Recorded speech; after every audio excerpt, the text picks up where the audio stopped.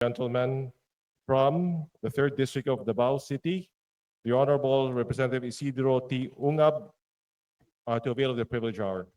The Honorable Isidro T. Unga from the 3rd District of Davao City is recognized. Madam Speaker, distinguished guests, ladies and gentlemen, good afternoon. Good evening na pala.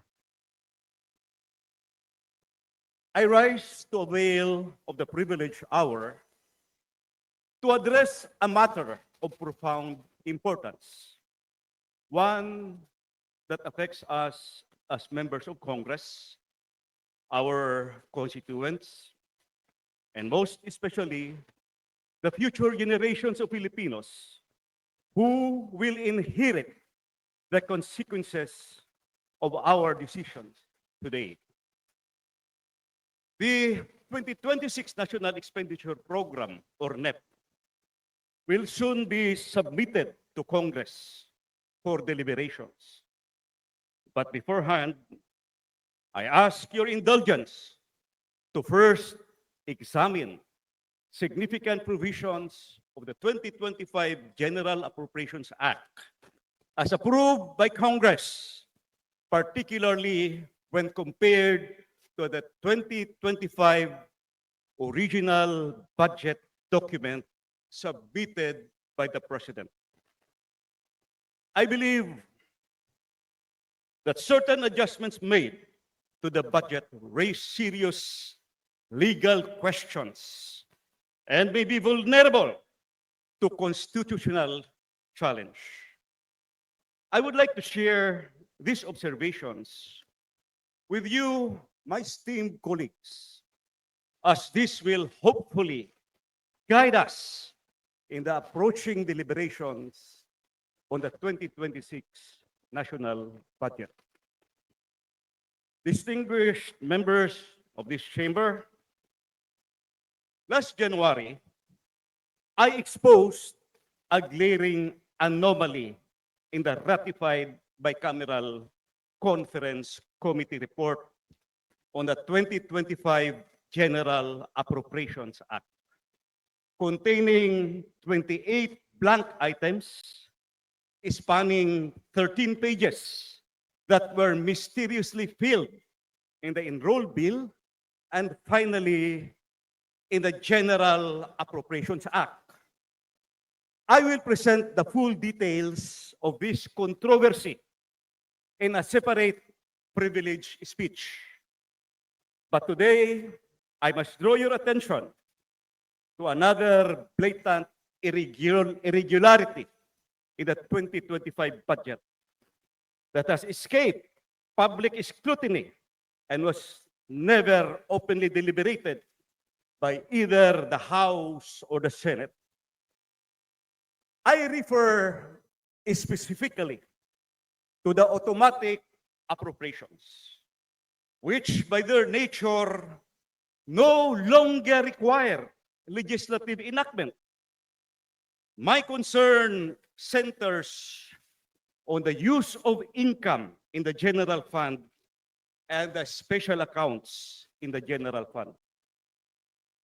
We are aware that the proposed 2025 National Expenditure Program, as proposed by the President to Congress way back in July 29, 2024, amounts to 6.352 trillion, which is sourced from program new appropriations of 4.247 trillion and automatic appropriations of 2.105 trillion. Can we request this slide projection? Wala bang PowerPoint? I think I have a PowerPoint. But kung wala, ihabol na lang. In addition, the President also proposed the amount of 158.67 billion in unprogrammed appropriations as standby authority to be released only when, number one, when revenue collections in any one of the identified non-tax revenue sources exceeds target as reflected in the budget of expenditures and sources of financing or BASF. Number two, when new revenues from new tax and non-tax sources are collected, which are not part of or not included in the original revenue sources reflected in the BASF. Or three, approved loans for foreign assisted projects. In summary, the expenditure program of 6.352 trillion can be presented in a more detailed manner, taking into consideration the program and programmed new appropriations and components of the automatic appropriations. Wala pa rin project point, PowerPoint. So kung wala pa rin, let me proceed. Supposedly may PowerPoint tayo. Yung new general appropriations, 4.405 trillion, composed of program appropriations of 4.2 trillion and program appropriations of 158 billion. Yung automatic appropriations is 2.1 trillion. And under the automatic appropriations are the retirement and life insurance premium, customs duties and taxes, the national tax allotment, interest tax on national government debts, farm block grants, pension of ex-presidents and spouses, net lending. At under automatic appropriations, nandito nakasulat ang special accounts in the general fund in the amount of 27,352,123,000. Again, the program appropriations of 158 million yung billion yung submitted ng presidente. Again, for a total expenditure program of 6.352 trillion.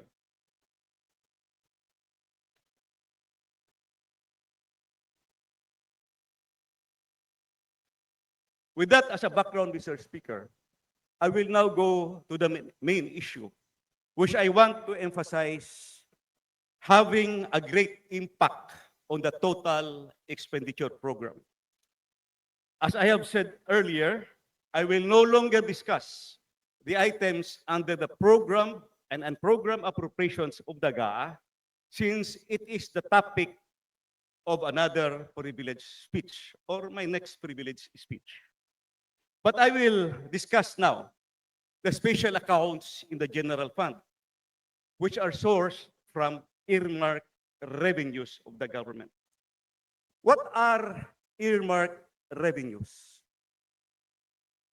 Earmarked revenues are identified revenues required by statute to be used for designated activities, benefits, or purposes, and must be accounted for separately from the government's general revenues.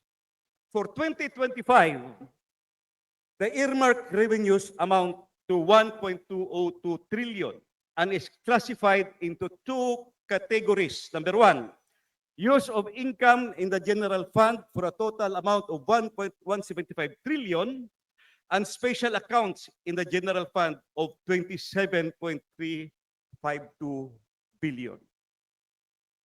To differentiate the two categories, the use of income in the general fund refers to revenues that accrue to the general fund, which by virtue of statutes or enabling laws authorize agencies to use part of the income of the general fund for a specific program or project, which are generally included in the program portion of the General Appropriations Act, except when it is specifically provided by law that it is automatically appropriated, like the case, the national tax allotment and the farm block grant. On the other hand,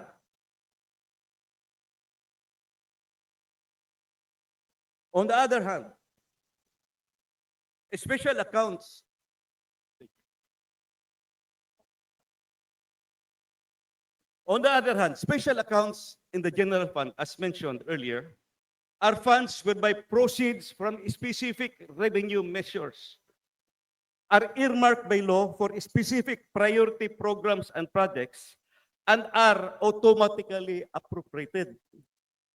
The details of the earmarked revenues are shown in Table B.15 or B.15, specifically on pages 413 to 420 of the 2025 BESF or Budget of Expenditures and Sources of Financing. Supposedly summarized on the screen, so mahaba yan.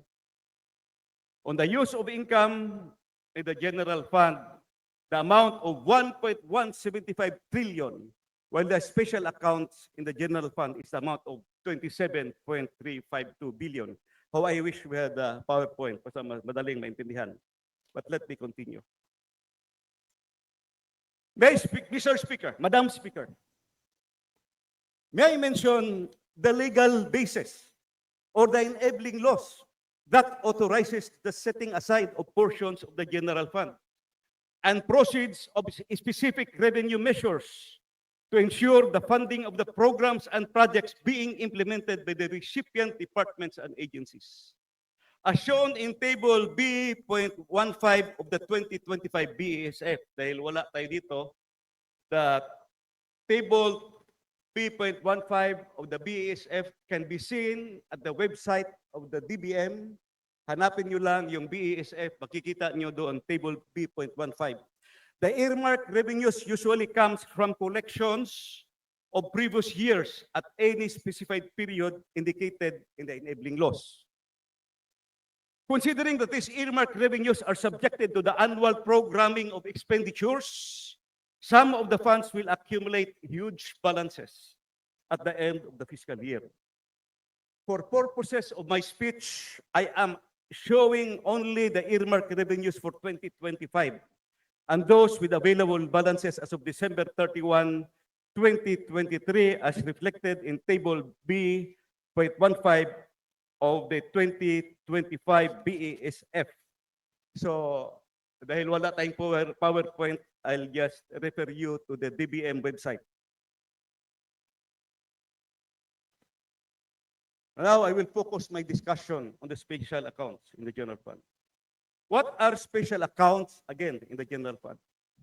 As part of the budgetary process, special accounts in the general fund and all the other automatic appropriations do not require any annual legislative action by Congress. However, any amendment or upward amendment to these accounts may directly or indirectly increase the total expenditure program submitted by the President to Congress. This could potentially violate the constitutional limitation on the appropriation of funds.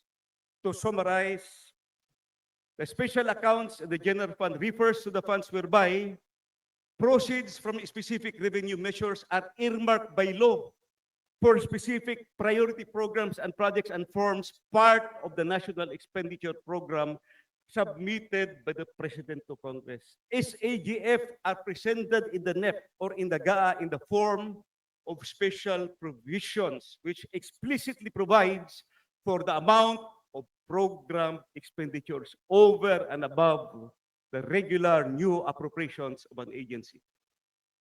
If the amounts in the special provisions are increased by Congress, there is a corresponding increase over and above the total expenditure program as submitted by the President to Congress.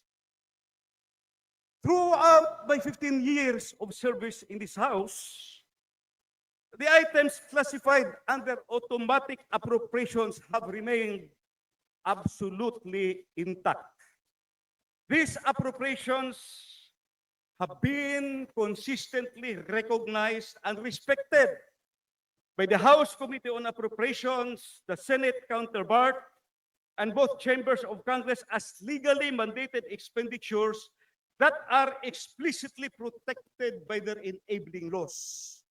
These automatic appropriations must not be subjected to alteration or amendment as they constitute non-discretionary obligations established by law. Their statutory protection ensures that these funds remain outside the purview of the annual appropriations process, preserving the legislative intent and maintaining the fiscal stability these mechanisms were designed to provide. However, for the first time in an unprecedented move, the 2025 budget reveals that the Bicameral Conference Committee has amended the automatic appropriations by making substantial upward adjustments in the special provisions of several agencies, with SAGF a staggering 12.75 billion increase that fundamentally undermines the protected status of automatic appropriations. This extraordinary breach has inflated the President's original submission from 27.352 billion to an unprecedented 40.107 billion, a shocking 47% increase that directly contravenes the statutory mandate of these appropriations. Such manipulations on the special accounts on general fund allocations set an extremely perilous precedent that threatens the very foundation of our budgetary framework and the rule of law that protects these funds from political interference. From the original proposal of 27.352 billion, the amount is raised to 40.107 billion. Madam Speaker, the BICAM adjustment of 12.75 billion will correspondingly increase the total expenditure program from 6.352 to 6.365 billion. Supposedly, meron tayong PowerPoint presentation. Wala. Based on my scrutiny, dahil wala tayong PowerPoint presentation, papakita ko lang at sasabihin ko na lang, babasahin ko na lang isa-isa. Based on my scrutiny, the BICAM made the following adjustments on the SAGF of the affected agencies. 1, ACF, Agricultural Competitive Enhancement Fund, dinagdagan ng 274 billion. Remedies Fund, ACF dinagdagan ng 274 million. Remedies Fund dinagdagan ng 28 million. Competitiveness Enhancement Measures Fund dinagdagan ng 1 billion. Fisheries Management Fund dinagdagan ng 13 million. Rewards and Incentives Fund dinagdagan ng 3.6 billion. Spectrum User Charge dinagdagan ng 5 billion. Fire Code Income dinagdagan ng 2.5 billion. Land Registration Fees and Collection dinagdagan ng 37 million. Other executive offices of the Dangerous Drugs Board dinagdagan ng 20.95 million. National Endowment for Culture and the Arts, dinagdagan ng 75 million. Philippine Space Agency, dinagdagan ng 126 million. Yung Coconut Development Fund and Coconut Consumer Stabilization Fund, dinagdagan ng 65 million. Total increase of 12,754,670,000 sa automatic appropriation.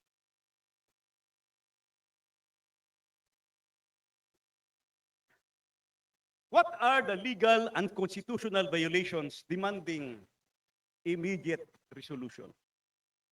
Madam Speaker, the following critical constitutional questions must be urgently addressed as they strike at the very heart of our democratic budgetary process and threaten the integrity of future national appropriations. First, constitutional infirmity. Has the Bicameral Conference Committee, by unilaterally increasing SAGF by 12.7 billion, rendered the entire 2025 expenditure program constitutionally defective? This unprecedented manipulation raises the specter of a fundamentally flawed budget that violates Article 6, Section 25, Paragraph 1 of the Constitution, which explicitly prohibits Congress from increasing the appropriation submitted by the President. Second, fundamental breach. The core constitutional question that demands immediate clarity. Does Congress, through the BICAM, possess any legal authority whatsoever to inflate SAGF amounts, special accounts in the general fund amounts, beyond the actual program expenditure supported by their earmarked sources or earmarked revenues? This appears to be a direct violation of the established principles that special accounts in the general fund are by their very nature limited to their earmarked revenues and cannot be arbitrarily expanded beyond their statutory limitations. These are not mere technicalities. They are fundamental breaches of our constitutional architecture that could render the entire budget process null and void. The gravity of these violations cannot be overstated, as they threaten to establish a dangerous precedent where future Congresses might feel emboldened to disregard constitutional constraint with impunity. Mr. Speaker, as I mentioned earlier, Madam Speaker pala, as I mentioned earlier, the other category of the earmark revenues is the use of income in the general fund, which by virtue of statutes or enabling laws authorizes agencies to use part of their income, the general fund, for a specific program or project which generally included in the program portion of the GAA. I want to bring to your attention that the BICAM amended the line item appropriation of the DPWH of the Special Road Fund, adjusting the net figure of 16.756 billion to 34.74 billion, or an increase of 17.992 billion. However, the amount in the special provisions is maintained at 16.75 billion. Hindi balanse. Pero in-increase yung line item appropriation in the DPWH on a special road fund. The special road fund is constituted from amounts collected by virtue of Republic Act 8794 as amended by Republic Act 11239, abolishing the road board and providing for the disposition of the motor vehicles user charge, which shall be automatically credited to a special account in the general fund of the National Treasury, constituted as a special road fund, and shall be earmarked for the construction, upgrading, repair, and rehabilitation of roads and bridges, road drainage to be included in the Annual General Appropriations Act. It is explicit that Republic Act 11239. It is explicit that all monies collected under this act shall be remitted to the National Treasury under a special account in the general fund credited to the amount to the special road fund. For 2025, the proposed revenue from the motor vehicles user charge tax collections, only the amount of 16.75 billion is programmed for expenditure in the 2025 National Expenditure Program. The BICAM added 17.992 billion to the 16 billion, which was originally proposed in the NEP. But here's the problem. The 17.992 billion was not sourced from the available balance of the Special Road Fund, but from pooled sources of funds or cuts on realignments from other agencies. Pwede ba yun? Mr. Speaker, Madam Speaker, although the increase of 7.992 billion to the line item appropriation of the DPWH Special Road Fund will not increase the total expenditure program of the government, is it proper or legal to increase the Special Road Fund from funds coming from other sources in the GAA and not from earmarked revenues coming from the motor vehicles user charge?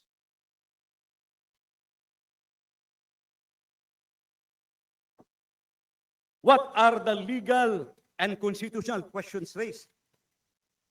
The increase of 17.992 billion on the line item appropriations of the DPWH Special Road Fund was that sourced from the specific earmark revenues stipulated by law or Republic Act 11239, which must come from the MBUC, but allegedly sourced from pooled or reallocated sources from other agencies. The main legal and procedural concern is whether Congress, through the BICAM, can increase the amounts in the Special Road Fund beyond what is supported of program for expenditure from the earmark revenues, and whether such increase sourced from other fund sources violate the enabling laws and constitutional budget process. The main issue here is, can the Special Road Fund be augmented from other sources of appropriations in the GAA? It is explicit in the law that the source of funds for the Special Road Fund shall come from the MBUC tax collection, which shall be remitted to the Bureau of Treasury under a special account in the general fund appropriated in the GAA. Is it right to assume that if the increases are not supported by actual collections from the designated revenue sources, or if they are, or if they alter the nature of the appropriations set by law, these adjustments may be legally questionable and vulnerable to constitutional challenge? Mr. Speaker, I was expecting that these congressional insertions in the SAGF will somehow be subjected to presidential veto because it bloated the expenditure program submitted by the president. Yes, I am aware that preconditions were included in the implementation of the special provision by subjecting it to judicious programming based on the actual collections and utilization of funds. But my point is, by increasing the amount in the special provisions of the SAGF, there is a corresponding increase in the expenditure program submitted by the President, which may breach the constitutional limitation in the appropriation of funds. Of the numerous provisions on SAGF amended by Congress, only the special provisions of the Bureau of Customs on rewards and incentives was conditionally vetoed. On the other hand, the Special Road Fund, which has substantially increased from 16.756 billion to 34.748 billion, was merely noted by the President under the general observations portion of the veto message.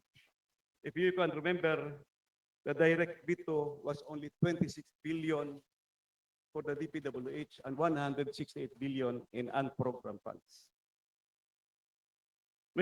Madam Speaker, I must now address a final matter that, while not technically classified under automatic appropriations, involve similarly protected earmark funds, vital to our universal healthcare system.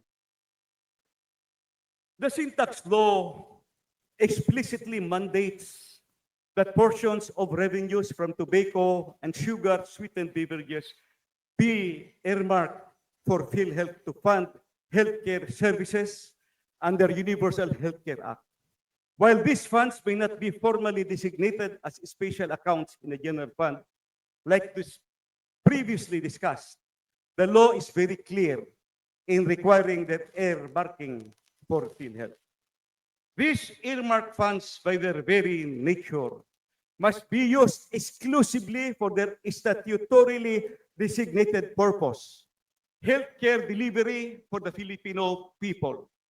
Similar to the national tax allotment, this fund should be automatically and regularly included in the annual General Appropriations Act. However, in the 2025 budget, PhilHealth received zero allocation from these mandated earmark funds. This zero allocation represents a clear failure to comply with both the syntax law and the Universal Health Care Act. Congress has not provided what is legally due to the Filipinos. Again, Congress has not legally provided what is legally due to the Filipino people under these laws. It is particularly troubling that even a token 1 peso budget could have saved PhilHealth's legal standing for augmentation purposes. Instead, the complete absence of allocation effectively prevents any possibility of funding restoration. Madam Speaker, this zero allocation for PhilHealth represents a serious departure from the state's obligation to fulfill the promise of universal health care for all Filipinos. This omission demands immediate rectification to honor our legal commitments and our moral duty to provide healthcare access to our citizens.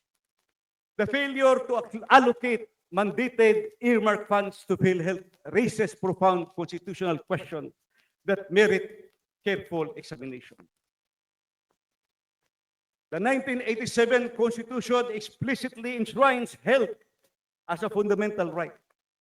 Article 2, Section 15 declares that the state shall protect and promote the right to health of the people, while Article 13, Section 11 mandates that the state shall adopt an integrated and comprehensive approach to health development, which shall endeavor to make essential goods, health, and other social services available to the people at affordable cost.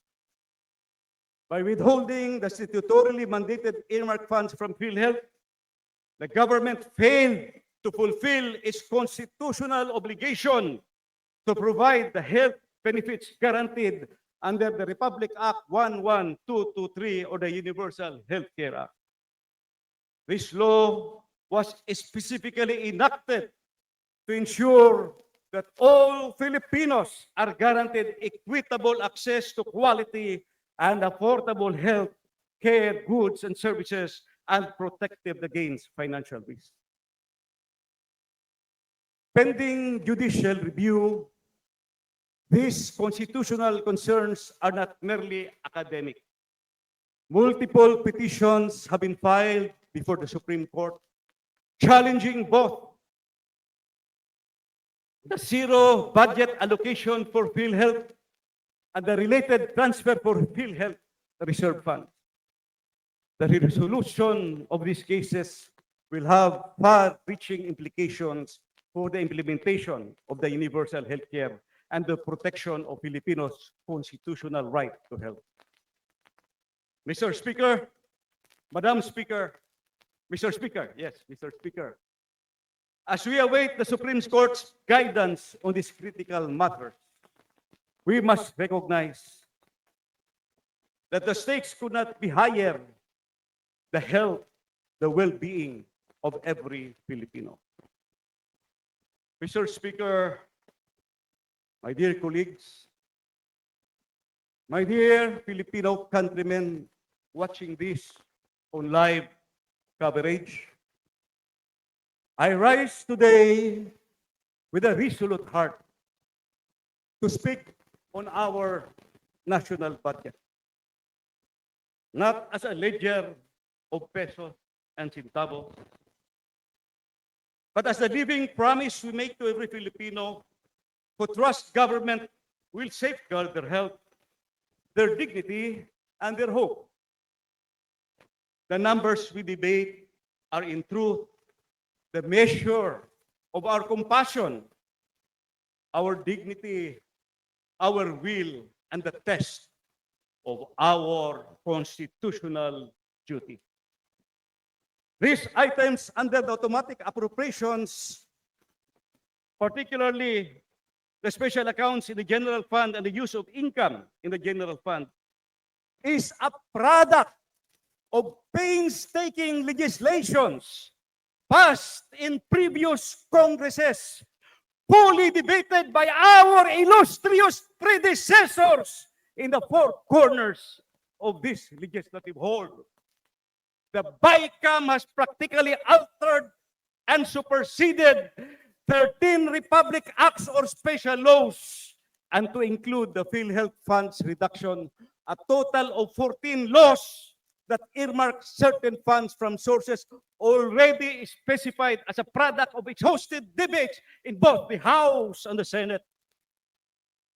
The 14 special laws specified under the automatic appropriations, particularly special accounts in the general funds and the utilization of income under the general fund that were altered and superseded by the GAA 2025 are as follows. Number one, RA 11239 or the Special Road Fund. The Act amended this Act amended RA 8794 or the Motor Vehicles User Charge. Number two, RA 8718, RA 9496, and RA 10848 or the Agricultural Competitiveness Fund, ASEP. Number three, RA 8800, 8800, Remedies Fund or the Safeguard Measures Act. Number four, RA 8800 again, or the Competitiveness Enhanced Measures Fund of the Safeguard Measures Act. Number five, RA 10654, or the Bureau of Fisheries and Aquatic Resources Fisheries Management Fund. Number six, RA 9335, or Rewards and Incentive Funds of the Attrition Act of 2005. Number seven, RA 10929, or Spectrum Usage Fund of the Free Internet Access in Public Places. Number eight, RA 9514 or Bureau of Fire Protection Fire Code Income. 9, PD 1529 or Land Registration Fees and Collections. Number 10, RA 9165 or Dangerous Drugs Act. Number 11, RA 9356 or the National Endowment Fund for Culture and the Arts. Number 12, RA 11363 or the National Space Agency Act. Number 13, PD 1234, PD 1854, RA 11435 or Coconut Development Fund and the Coconut Consumer Stabilization Fund. And last but not least is number 14, the Sin Tax Law of 2012. This item may not be the list of SAGF or UIGF, but the law is clear that 80% of the incremental proceeds of the Sin Tax Law will go to universal health care. The central constitutional issue requiring urgent clarification is this. Does Congress, acting through the Bicameral Conference Committee, have any legal authority to increase the amounts allocated to the special accounts in the general fund beyond the actual program expenditures backed by their designated revenue sources? Such actions appear to contravene the well-established principle that SAGFs are intended to be strictly limited to their earmarked revenues and cannot be augmented arbitrarily beyond what is legally mandated. This is far from a procedural technicality. It strikes at the very core of our constitutional framework. These potential violations constitute serious breaches that could undermine the legitimacy of the entire budget process, potentially rendering it null and void. The implications are profound, as such precedents risk empowering future legislatures to disregard constitutional fiscal constraints with impunity. The Constitution vests in Congress the power of the purse, but more crucially, it requires us to exercise this power with faithfulness to existing statutes. The General Appropriations Act cannot amend or override special laws previously enacted by Congress. This disregard for sanctity of the law undermines not just legislative intent, but the very legitimacy of this institution, and exposes the budget to legal challenge and public condemnation. I call on this august chamber to restore the trust, the confidence, and the integrity of the entire budget process. As a former chairman of the House Committee on Appropriations, it hurts me when I heard these highly repeated comments branding the 2025 national budget as the most corrupt budget ever passed in the history of Philippine Congress. I urge my colleagues, let us not allow short-term expediency or political calculations to compromise the hard-won health rights of our people. Let us remember that the world looked upon us when this chamber passed the sin tax law in 2012. It helped the country garner the first ever investment grade credit rating from international credit rating agencies. Humility aside, I was the main author of the sin tax law of 2012 or Republic Act 10351. For the sake of every Filipino in need, for our duty to the Constitution, for the future of our children and our children's children, I respectfully appeal, let us act now to correct this injustice. Today we face a test whether we uphold these laws in the spirit in which they were crafted and the welfare of the Filipino nation. Let us never forget the power of the force is not ours to wield, but ours to safeguard for the people we serve. Let us wield not just authority, but compassion and justice, for that is the true spirit of public service. Thank you, and may God bless our deliberations and our nation. Daghan salamat. Mr. Speaker, if there's anybody in the hall who wants to ask question, I'm willing to reply for an interpellation. Thank you, Mr. Speaker. Mr. Speaker, I move to refer the speech of the Honorable Representative Ungab to the Committee on Rules for appropriate action. There's a motion to refer the speech of the Honorable Ungab to the Committee on Rules. There an objection? There is none. Said the motion is approved.